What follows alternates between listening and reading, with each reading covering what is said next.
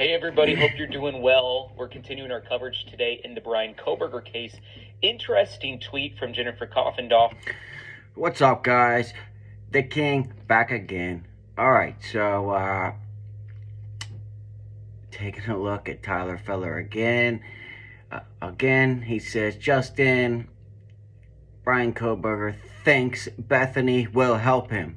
Shocking. Well, I'm curious to know why he thinks Bethany will help him. And, or is this another clickbaiter? But, alright, let's dive into Tyler Feller and his breaking news every day.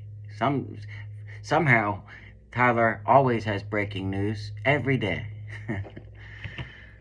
Obviously, yesterday we broke the news. I think maybe, I don't know, maybe we were the first on YouTube to No, you weren't, Tyler. Jesus Christ. do it. Not that we're trying to be the first or anything, but nobody had been talking about it, although the document had been out there for 11 days since April 11th. I think we're the first YouTube channel to talk about it yesterday, but it was just the filing that was asking Bethany Funk to come in and be a witness. Now it certainly is the thing that everybody's talking about.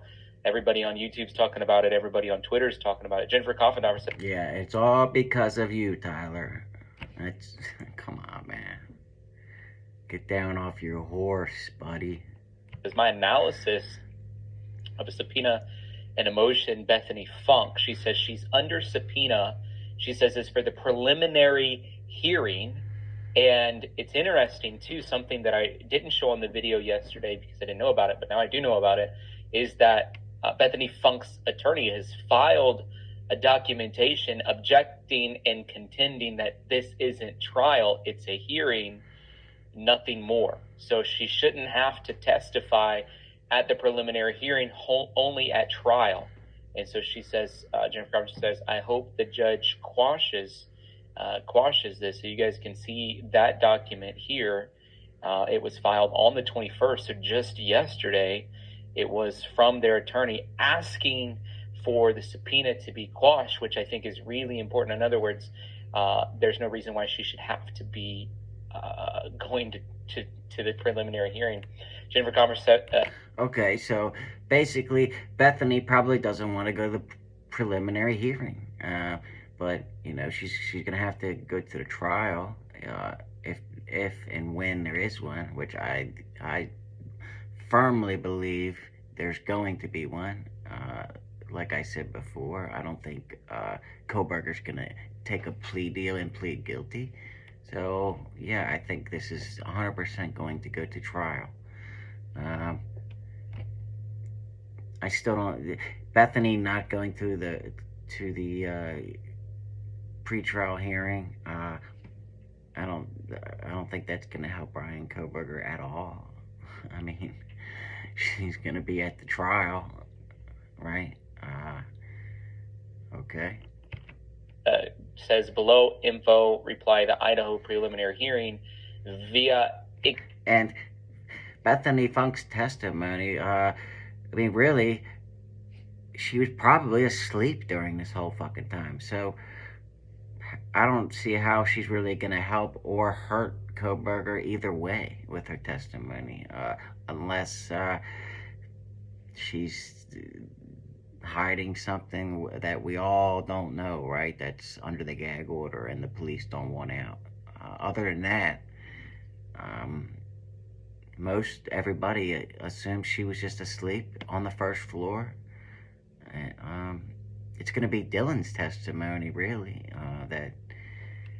that's going to help or hurt Kohberger, because she was awake, she was on the second floor, and she saw Kohberger.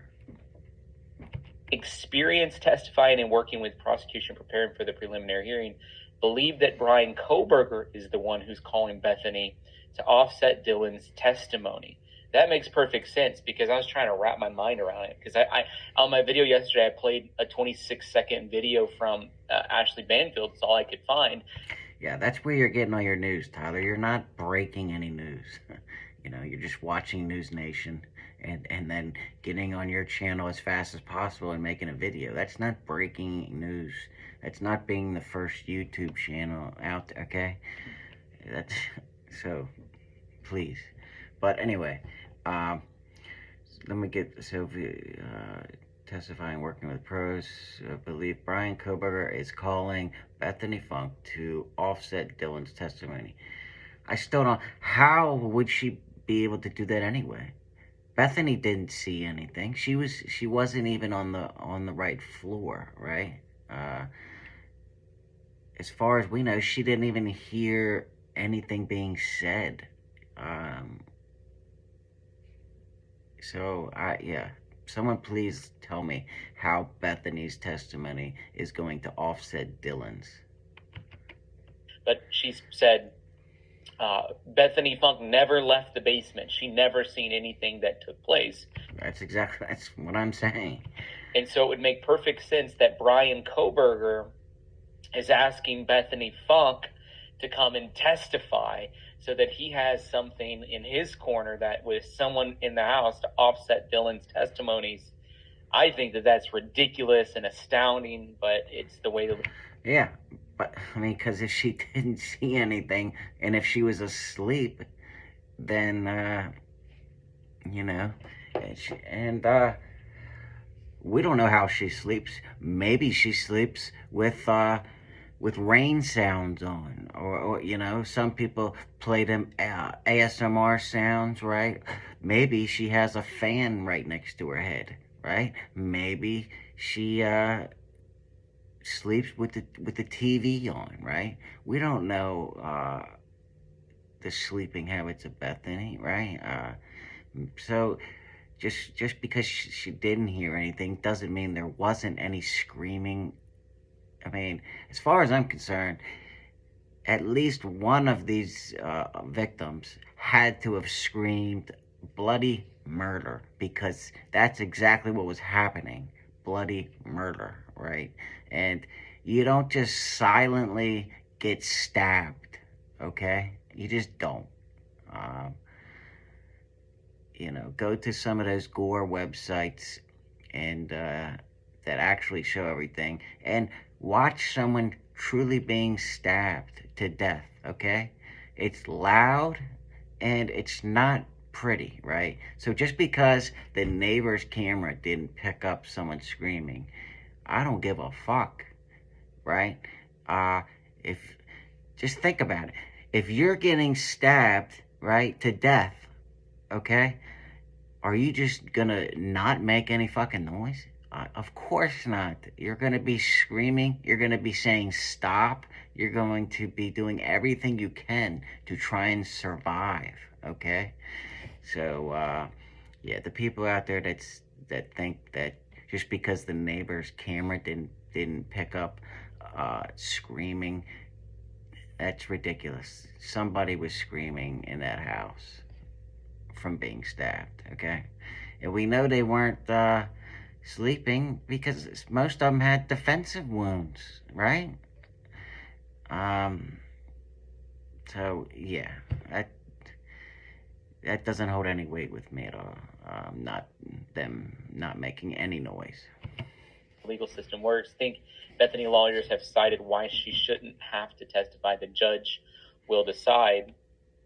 And Jennifer Koppendorf says, in my experience at the preliminary hearing, law enforcement testify that the facts in the probable cause affidavit, the burden here is only to show that Bryan Kohberger killed the Idaho Ford. That's it.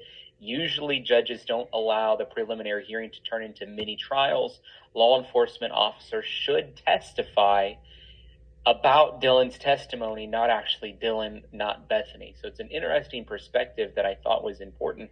It's like, hey, Dylan's not the one who needs to be testifying here. In fact, the very thing that needs to be said is law enforcement needs to be the one on the stand, and they need to be held accountable to the testimony they received. This isn't a mini trial. It's just to say, is there enough evidence to prove that Bryan Kohberger did commit this, or there's enough to go to trial with it? Yeah, so I don't think Bethany should have to be at this pretrial hearing.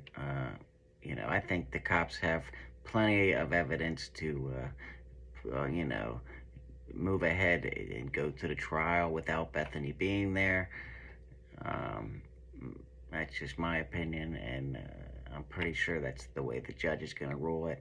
I don't think the judge is going to want to expose Bethany or Dylan to any more trauma than they already have experienced, you know.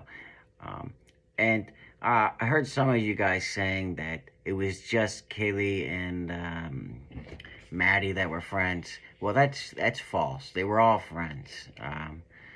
The other two girls weren't just roommates. They were all friends. So a lot of you got that wrong. But and here you go. See, he's looking at Sleuthy Goosey again. I mean, Tyler and Sleuthy or whatever, are pretty close, I guess, huh? But I don't know. When I did that reaction about Sleuthy, she was commenting, and then all of a sudden she stopped commenting. So I don't know. I mean, I don't know why she stopped. I ended the video by saying I don't have an opinion on Sleuthy because I've only watched, like I said, that one video of her. I don't know. So if you see this, Sleuthy, I don't know why, if you're mad at me or what, but I don't know. Let's move on. So, lawyer actually tweeted and said some interesting thoughts about the defense subpoenaing Bethany in the Kohberger case. He said, I'm going to do an unusual Monday morning live to break it down. Let me know your questions here. So he says, I'm excited. I was going to ask you about this after I call the court tomorrow morning and find out who filed the subpoena. And I request the motion to quash so we can see a reason, making sure you have the most recent summary. Seems like everybody's trying to use everybody's using quash word nowadays. We had Daniel last night use it. Now Tyler and Sleuthy are, I guess they're all using Coffindoffer words. Right. Let me know. I kind of like that word though, quash. Quash it. If you need any additional information. So Sleuthy Goosey doing what she does best, which is getting all of the documentation that needs to be given. She also posted this, and if you guys don't follow Sleuthy Goosey over on Twitter, I would encourage you to do.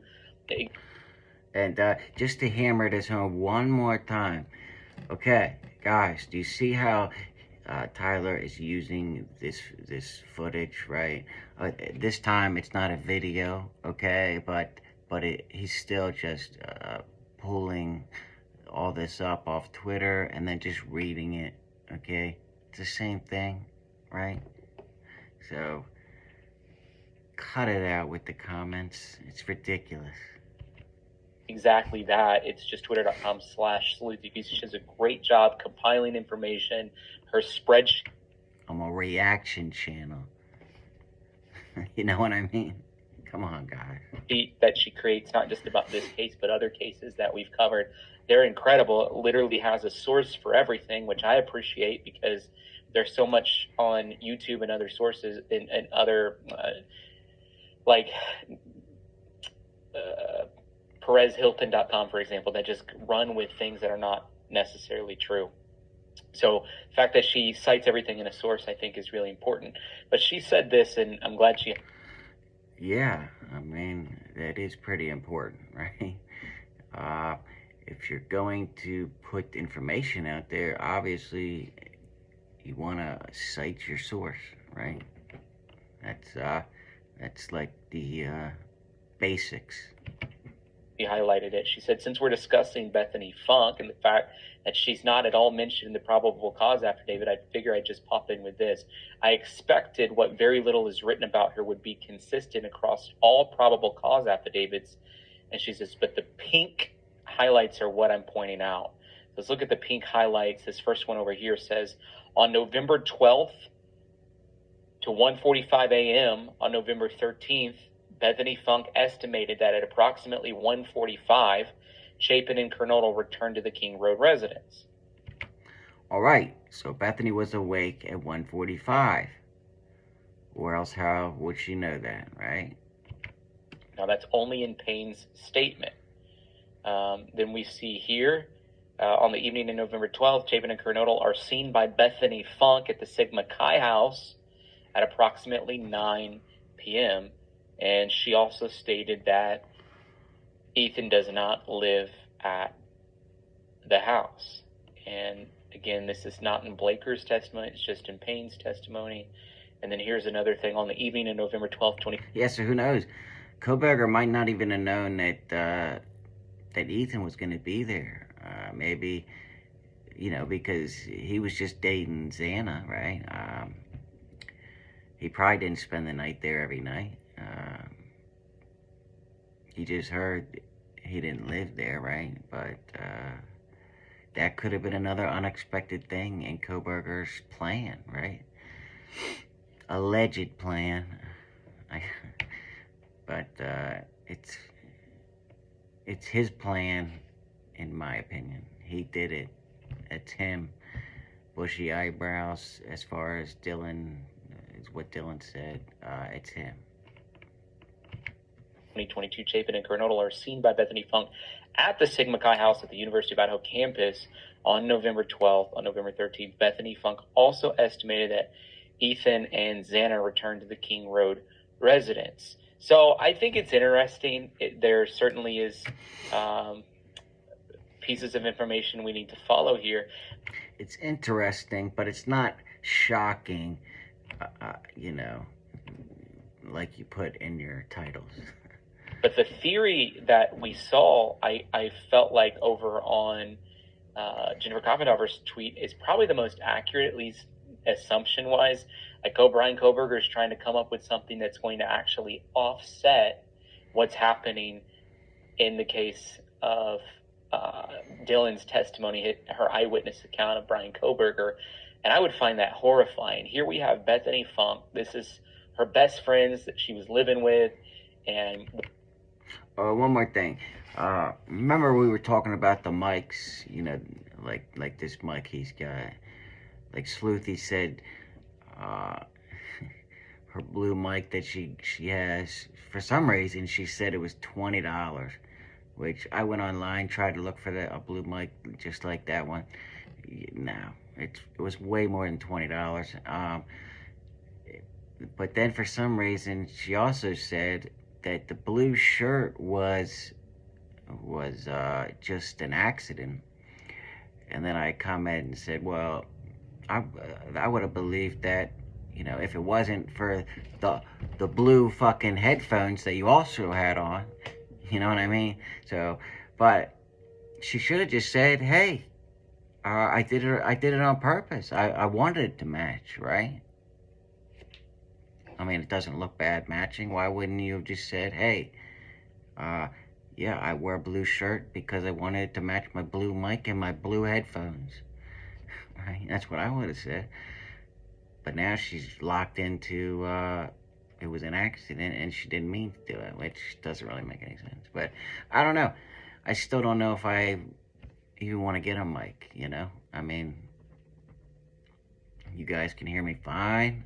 I don't know if I want that big fucking thing, just sitting here, always got to adjust it. Who knows, maybe one day.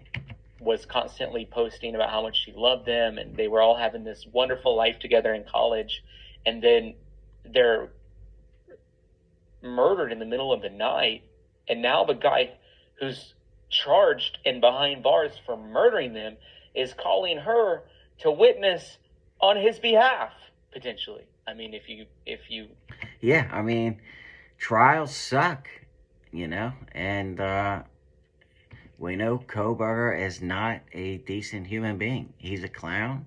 He's a killer. He's a murderer. He's weird. And that's just how it is sometimes. I mean, I guess that's life, right? But, Bethany, I think will feel better when Bryan gets that either life sentence or death penalty, firing squad. She'll get through it. Follow most likely what's happening That is exactly what it sounds like. And so I don't want to be in Bethany's shoes at all. I think she needs prayer. She has to be going through an incredibly difficult time. I would just encourage you, if you believe in prayer, which I absolutely... Yeah. You guys know where he's going with that. But, yeah, that's the end of his video. It was okay, right? It wasn't shocking. But, you know, that's what Tyler does to get his viewers. But, to each his own, right? To each his own. Yeah, so hope you guys liked it. And I'll see you guys tomorrow. True Crime King, out.